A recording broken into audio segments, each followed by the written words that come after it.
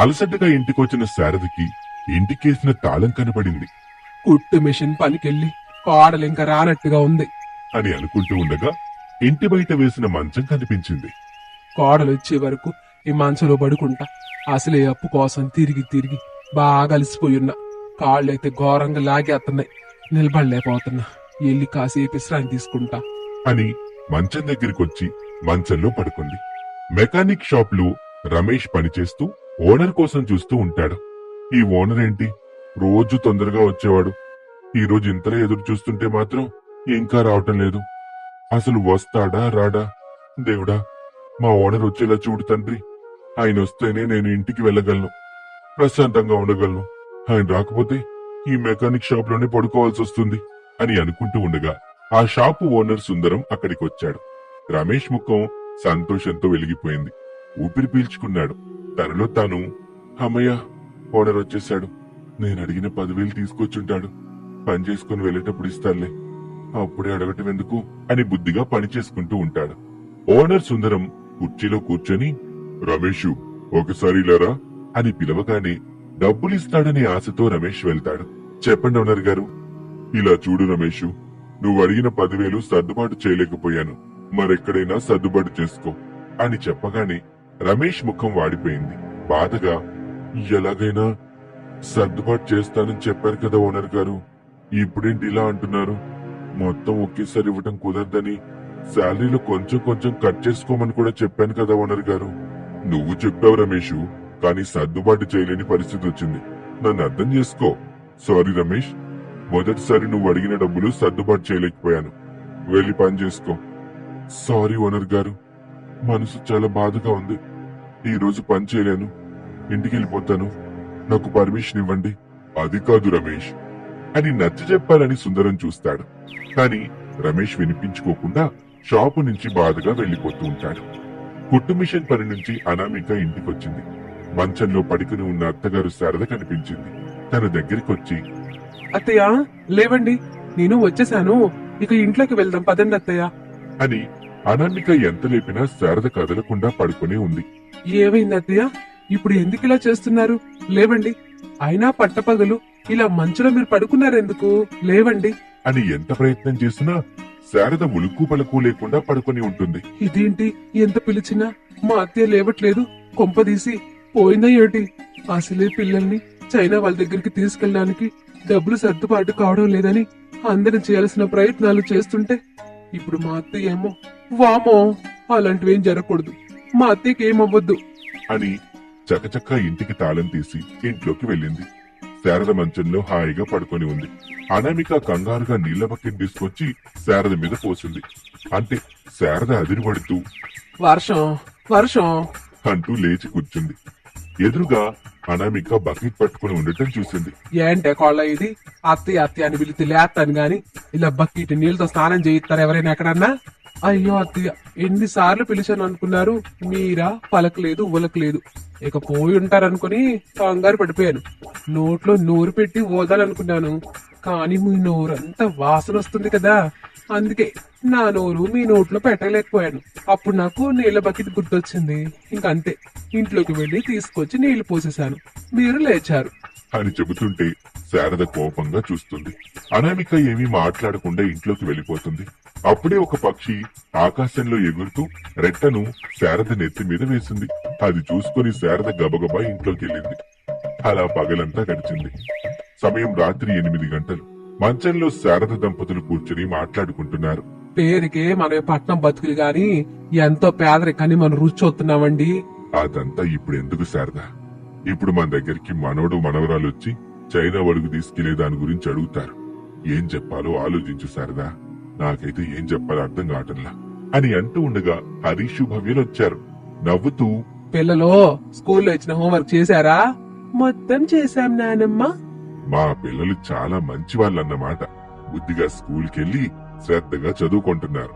ఇంటికొచ్చి చక్కగా రాసుకుంటున్నారు. పొగిడింది చాలే నానమ్మ. మేము అడిగిన చైనా వాళ్ళని చూపించడానికి తీసుకెళ్తున్నారా లేదా? ముందు అది చెప్పండి. చెప్పండి తాతయ్య, మమ్మల్ని చైనా వాళ్ళ దగ్గరికి ఇప్పుడు తీసుకెళ్తున్నారా లేదా? పిల్లలు, నా చేతిలో ఏమీ లేదు, అంతా మీ నానమ్మ చేతుల్లోనే ఉంది. కానీ ఇప్పుడు వెళ్దామంటే అప్పుడు మనం చైనా వాళ్ళని చూడ్డానికి వెళ్ళొచ్చు అని చెప్పగానే శారద కోపంగా ప్రసాద్ని చూసింది. అప్పుడే వాళ్ళ దగ్గరికి అనామిక గరిట పట్టుకుని వచ్చింది అందరూ రండి, వంటలు రెడీ అయ్యాయి అని చెప్పి వెళ్లిపోతుంది. అందరూ కింద తినటానికి కూర్చుంటారు. అనామిక పిల్లలతో సహా అందరికీ అన్నం వడ్డిస్తుంది. అందరూ సైలెంట్ గా ఉంటారు. అనామిక అక్కడి నుంచి వెళ్లిపోతుంది పిల్లలో ఒకసారి వెళ్ళి మీ అమ్మని అడిగిరండి అని చెప్తూ ఉండగా అనామిక తిరిగి వాళ్ళ దగ్గరికి వచ్చింది. ఎవరి పక్కులు వాళ్ళకి రెడీ చేశాను, వెళ్ళి పడుకోండి. మమ్మీ మమ్మీ భవ్య, ఈ 2-3 రోజుల్లో మనం చైనా వాళ్ళని చూడ్డానికి వెళ్తున్నాం అని చెప్పగానే పిల్లలు సంతోషపడతారు. శారద, రమేష్, ప్రసాద్ ముగ్గురు అయోమయంలో ఉంటారు. అనామిక అన్నం పెట్టుకుని తింటుంటే అందరూ వెళ్లి పడుకుంటారు. అనామిక మాత్రం పడుకోకుండా ఇంటి బయట నిలబడి ఆకాశం వైపు చూస్తూ ఉంటుంది. ఒక అరగంట గడిచిన తర్వాత అక్కడికి శారద వచ్చింది. ఏం కోళ్ళ, నీకు నిద్ర రావట్లేదా, నిద్ర పట్టట్లేదా? లేదత్తయ్య, 2-3 రోజుల్లో పిల్లల్ని చైనా వాళ్ళ దగ్గరికి తీసుకెళ్తానని చెప్పేశాను కదా, ఎలా తీసుకెళ్లాలా అని ఆలోచన చేస్తున్నాను. డబ్బులు సర్దుబాటు కానప్పుడు 2-3 రోజుల్లో వెళ్తున్నావని పిల్లలతో ఎందుకు చెప్పేవా అసలు నువ్వు? పిల్లలు అది నిజం అనుకుని ఎంతలా సంతోషపడుతున్నారో నీకు ఆ విషయం తెలుసా?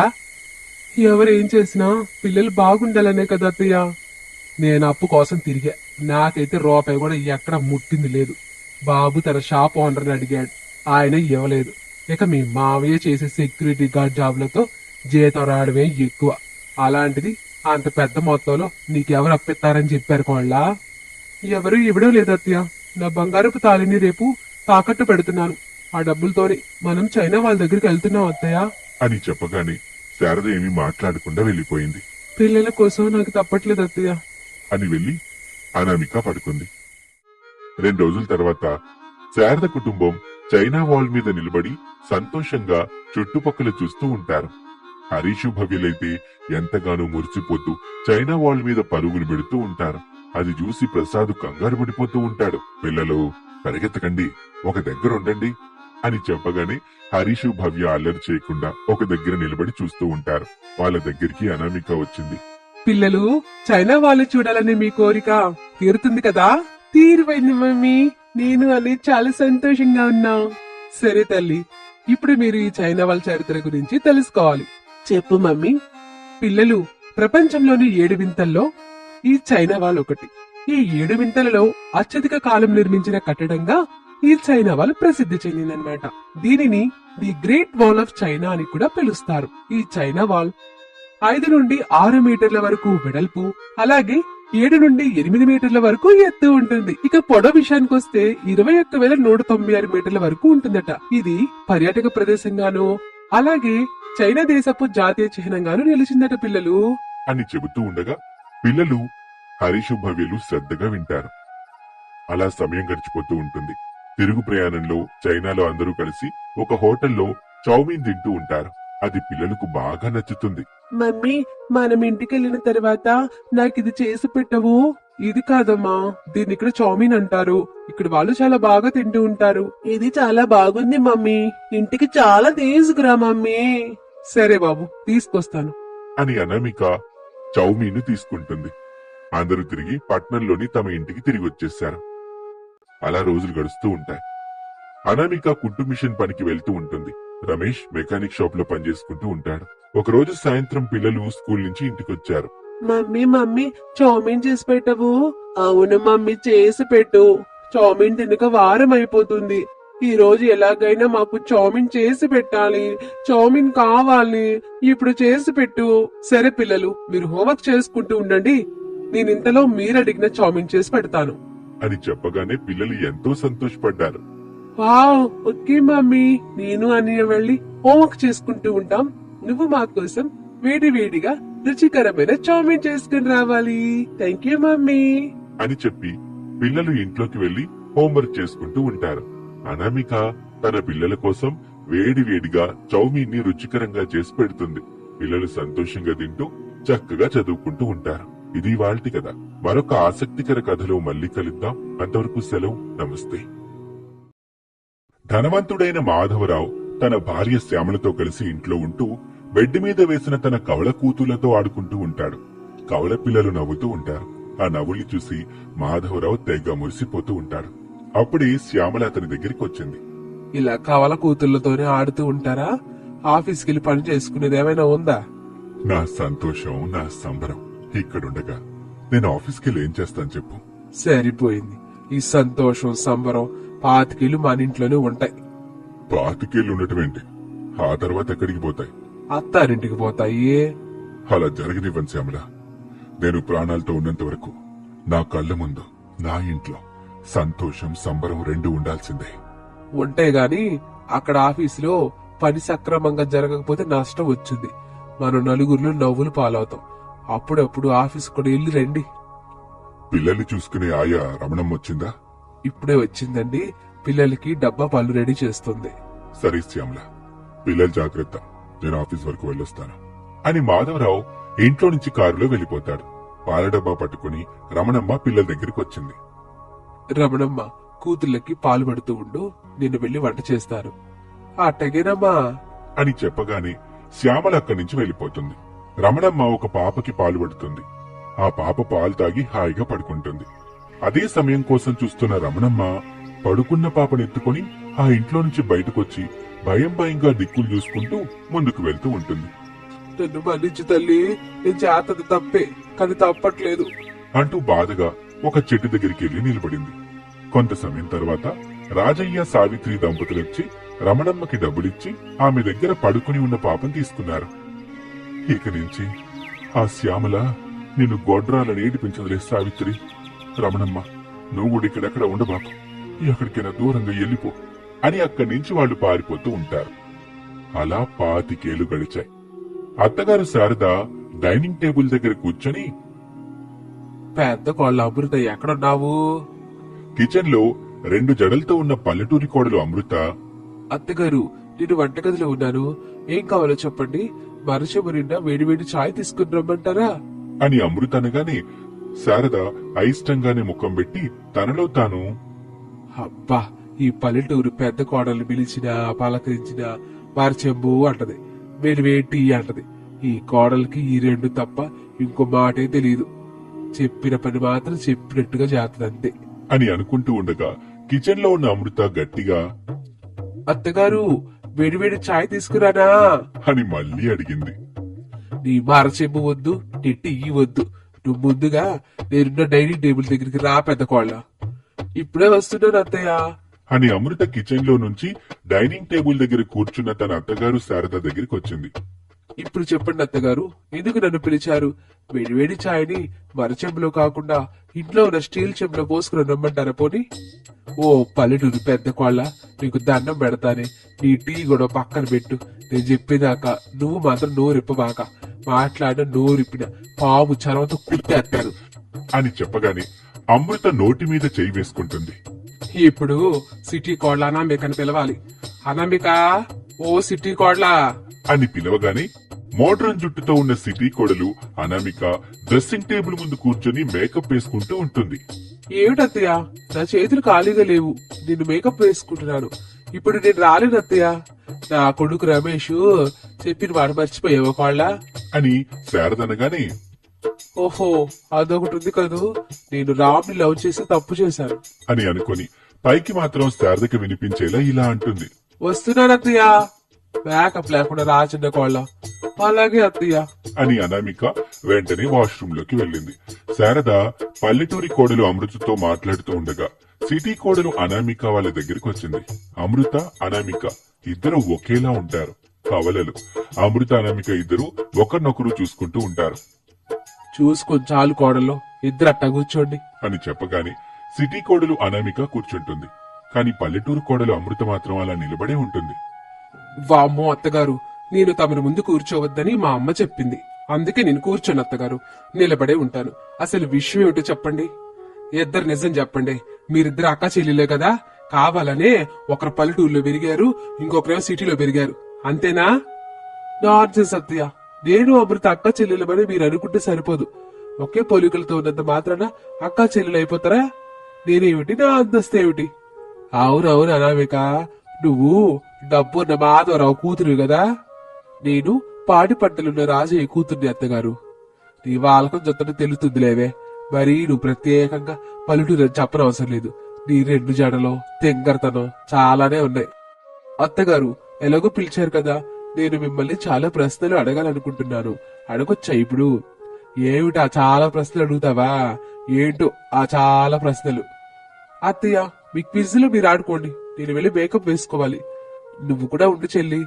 చెల్లి కాదు, అనామిక అని పిలవని ఎన్నిసార్లు చెప్పాలి? సరే సరే అనామిక, కోపం తెచ్చుకోవద్దు. నువ్వు కూడా ఉండు. అత్తయ్య, నేను అనామిక ఇద్దరం ఈ ఇంటికి కోడలుగానే వచ్చాం. అన్ని పనులు నాతో చెప్పిస్తారు. బయటికి మాత్రం అనామికతో కలిసి వెళ్తారు. ఏదైనా ఫంక్షన్ జరిగినప్పుడు కూడా అనామికని తీసుకుని వెళ్తారు. నన్ను మాత్రం ఎందుకు తీసుకుని వెళ్లరు? ఎందుకంటే నువ్వు పద్ధతులు తెలియనివి పల్లెటూరు మొద్దు కాబట్టి. అనామిక లోక జ్ఞానం తెలిసిన పిల్ల కాబట్టి. పైగా చదువుకున్న అమ్మాయి, డబ్బున్న అమ్మాయి. రేపు నాకెవరైతే డబ్బు అవసరం పడుద్ది, అప్పుడు ఎవరిస్తారు? అనామిక ఇచ్చింది. పద్ధతులు అంటే మీ ముందు ఇలా కూర్చోవడమా? మీకు 15 రోజుల వరకు తగ్గని జ్వరం వచ్చినప్పుడు మీకెన్నో సఫర్లు చేయకుండా, కనీసం చూడడానికి కూడా రాకుండా ఉండడమా? మీరు మంచిగా ఉన్నప్పుడు మీతో పాటు కారులో తిరిగి, మీకు బాగా లేనప్పుడు వదిలిపెట్టడమా? కారు బంగ్లా ఉండడమా అత్తగారు? అని అమృత అడగగానే శారద మౌనంగా ఉంటుంది. వాళ్ళ దగ్గరికి ప్రసాద్ వచ్చాడు. చెప్పు శారద, పెద్ద కోళ్ళు అడుగుతుందిగా. ఆ మాత్రం పనులు సేవలో నా కోసం అనామిక కూడా చేసింది. ఏమనామిక? చేస్తాను అత్తయ్య, మీకోసం అన్ని చేస్తాను. ఆయన చేయమని చెప్పాడు కదా. అయితే సరదాగా ఒక ఆట ఆడదాం శారదా. ఆట? ఏమాట? ఒక 10 రోజులు అనామిక అమృతలాగా అన్ని పనులు చెయ్యాలి. అమృత అనామికలా మేకప్ వేసుకుంటూ రిచ్ గా ఉంటుంది. ఏమంటావు శారదా? ఇందుకు నువ్వు ఒప్పుకున్నట్టేగా? అవునండి, ఒప్పుకుంటున్నాను. అమృత కోళ్ళ, నువ్వు వెళ్లి మేకప్ వేసుకో తల్లి, వెళ్ళు. నాకు మేకప్ వద్దు బావగారు, నేను ఇలాగే ఉంటాను. కాకపోతే అనామిక చెల్లిలా మంచం మీద కూర్చుని ఉంటాను. ఇక నుంచి అన్ని పనులు అనామిక చెల్లి చేస్తుంది కదా అని చెప్పి అమృత అక్కడి నుంచి వెళ్లిపోతుంది. ఇక అప్పటి నుంచి సిటీ కోడలు అనామికతో శారద ఇంటి పని, వంట పని అన్ని పనులు చేస్తూ ఉంటుంది. అనామిక అయిష్టంగానే ఆ పనులన్నీ చేస్తూ ఉంటుంది. చిచి, వీటిని పనులు అంటారా? చాకిరి చాకిరి అంటారు. డబ్బులో పుట్టి సిటీలో చదువుకొని ఇప్పుడు ఇలా చాకరీ చేయడానికి కారణం తన మంచి మనసుతో నన్ను ఆకట్టుకున్న నా భర్త రామ్. అదేనండి రమేష్. తను పెట్టిన కండిషన్స్ కి నేను ఒప్పుకొని పెళ్లి చేసుకున్నాను. అందుకే ఈ పనులు చేస్తున్నాను అని బాధపడుతూ ఉంటుంది. అలా రోజులు గడుస్తూ ఉంటాయి. సిటీ కోడలు అనామిక అన్ని పనులు చేయలేకపోతుంది. అలాగే పల్లెటూరి అమృత ఏ పని చేయకుండా ఖాళీగా ఇంట్లో ఉండలేకపోతుంది. ఒక రోజున అనామిక చేసిన వంట తినలేక అత్తగారు శారద నేల మీదే మొత్తం వాంతులు చేసుకుంటుంది. అనామిక విసుగ్గా ముఖం పెట్టి, చిచి, ఇదంతా నేను క్లీన్ చేయలేను. అయినా నేను చేస్తాను అనామిక, నువ్వు ఇబ్బంది పడకు అని అమృతనే మొత్తం క్లీన్ చేస్తుంది. అనామిక మాత్రం అసహనంగా ముఖం పెట్టుకుని అలా నిలబడి ఉంటుంది. అప్పుడు గాని శారదకు అర్థం కాలేదు తను చేస్తున్న తప్పేంటి అని. ఇక అనామిక తన గదిలోకి వెళ్తుంది. అమృత క్లీన్ చేసి బయటకు వెళ్లిపోతుంది. చెప్పు శారదా. ఇద్దరు కోడళ్ళు మంచోళ్లే అని వెళ్లిపోతుంది. ఎలాగే రోజులు గడుస్తూ ఉంటాయి. ఒక రోజున ఇద్దరు కోడళ్ళు, అత్తయ్య నిజం చెప్తున్నాను, అమృత అక్క నువ్వు చాలా గ్రేట్. నేను పని మొత్తాన్ని కష్టం అనుకోకుండా ఎంత ఓర్పుతో చేశావో ఇప్పుడు నాకు అర్థం అవుతుంది. నేను నిన్ను మనసారా నా అక్కగా భావిస్తున్నాను అని చెబుతూ ఉండగా ప్రసాదు మాధవరావుని రాజయ్యని తీసుకుని ఇంటికొచ్చాడు. శారద గట్టిగా ప్రవేశిస్తుంది. అమృత, అనామిక నిజంగానే నీకు చెల్లవుతుంది. మీరిద్దరూ కౌల పిల్లలు అని జరిగింది మొత్తం వివరిస్తారు వాళ్ళిద్దరు. అమృత అనామిక సంతోషంగా ఒకరినొకరు కౌగిలించుకుంటారు. నన్ను మన్నించి పెద్ద కోళ్ళ, డబ్బు లేని కారణంగా నిన్ను సరిగ్గా అర్థం చేసుకోలేకపోయాను. కానీ నువ్వు ఉత్తమ కోడలివి. నేనంత పని చెప్పినా కోపం తెచ్చుకోలేదు, నన్ను తిట్టుకోలేదు. పదే పదే అత్తగారు ఎవరైనా తింటారా, అత్తగారు చాయ్ తాగుతారా, అత్తగారు ఏ టిఫిన్ చేయమంటారని అడుగుతూనే ఉంటావు. ఇక నుంచి ఇద్దరం అన్ని పనులను షేర్ చేసుకుని చేసుకుంటాం అత్తయ్య అని చెప్పి ఆ రోజు నుంచి ఇద్దరు కోడళ్లు అన్ని పనులు చేసుకుంటూ ఉంటారు. కలిసిమెలిసి అక్కా చెల్లెళ్ళలా ఉంటారు. అక్కా చెల్లెళ్ళ ఉంటావేంటి, వాళ్ళిద్దరూ నిజమైన అక్కా చెల్లెళ్ళుగాని సంతోషంగా అత్తగారింట్లో జీవిస్తూ ఉంటారు. ఇది వాళ్ళటి కథ. మరొక ఆసక్తికర కథలో మళ్ళీ కలుద్దాం. అంతవరకు సెలవు. నమస్తే.